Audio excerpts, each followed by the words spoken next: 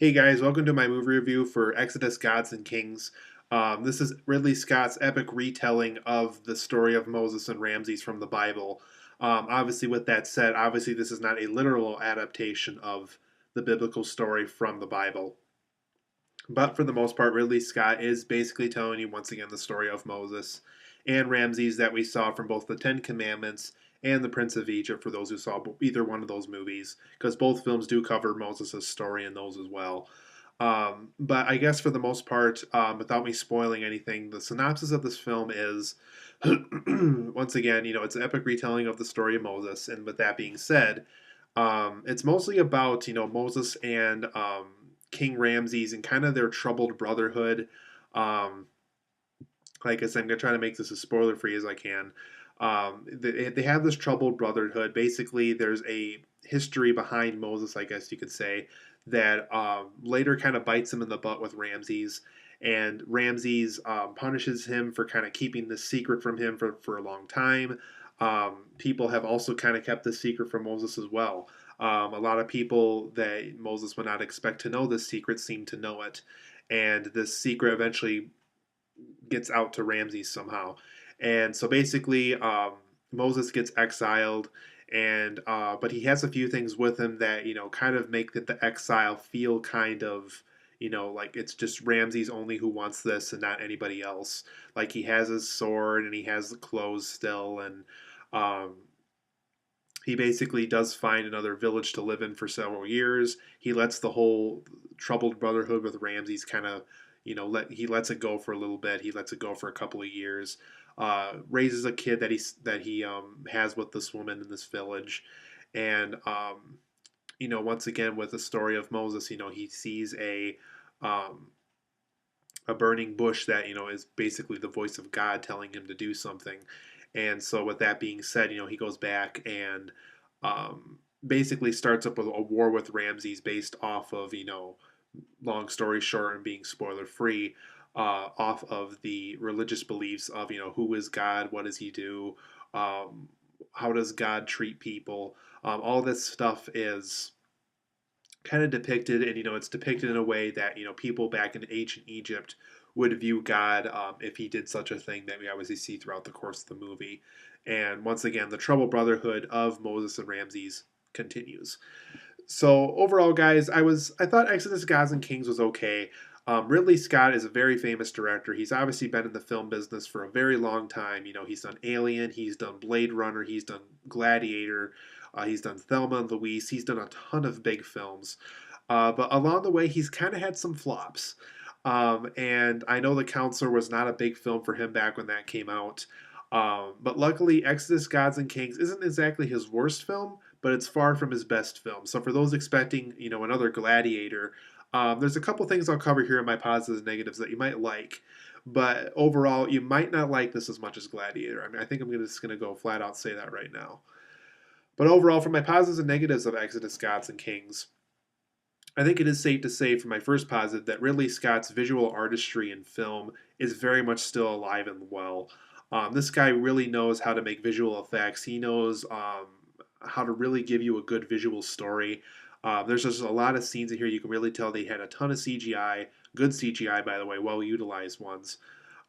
Just a ton of work on the set, tons of work on the costumes. It really feels like ancient Egypt throughout the course of this movie, and so huge thumbs up to Ridley Scott. He did a very good job with the visuals of this film.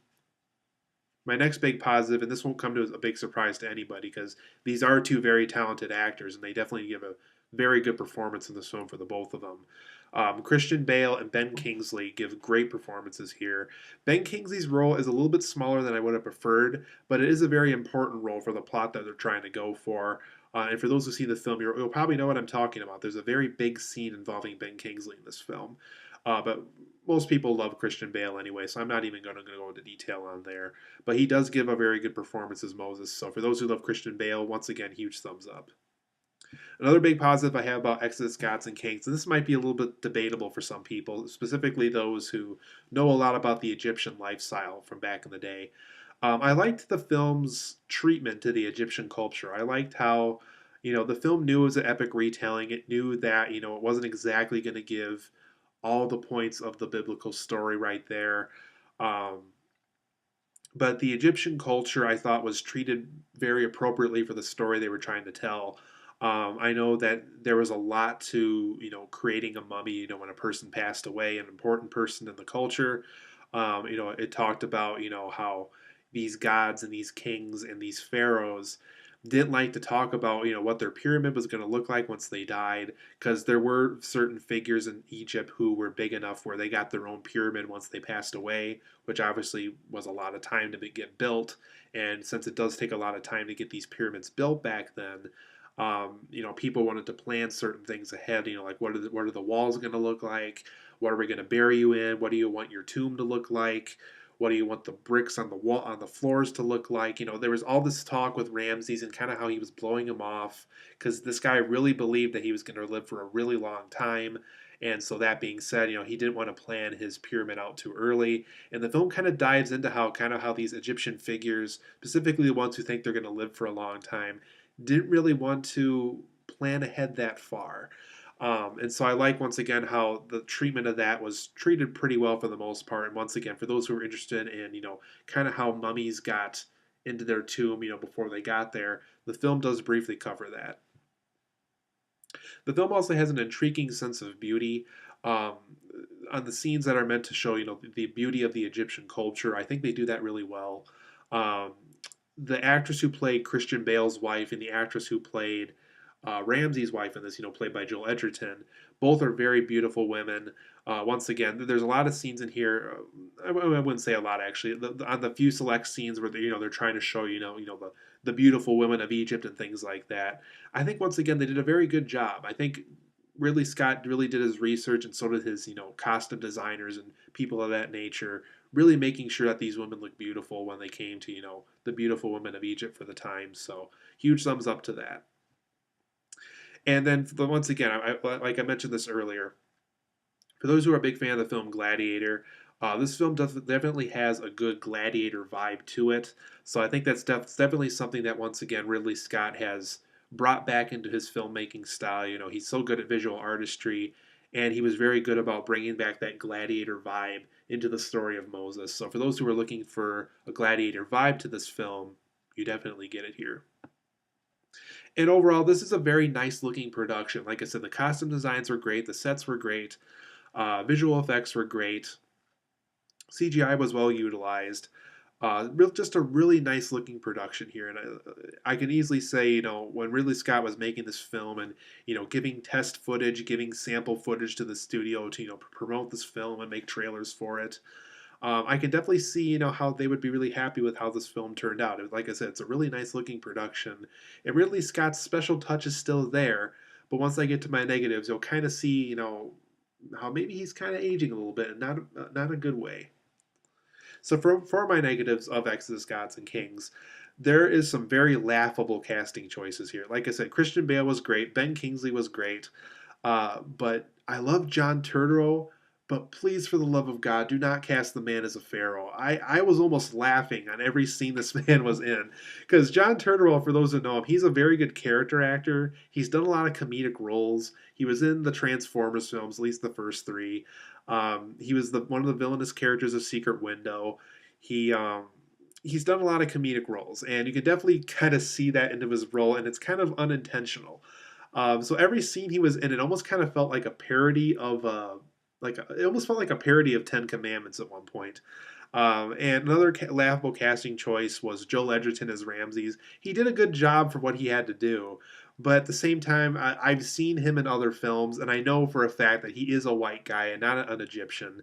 And I can definitely tell they painted on, the tan skin on him and things like that. And there's a scene too that I won't get into too much detail on, but like he thinks like getting venom into his skin like would help him in battle, and he lets the snake like slither over his body, and it was just a very laughable scene to me. It was just, I don't know how they could have filmed that and not have been laughing extremely hard afterward.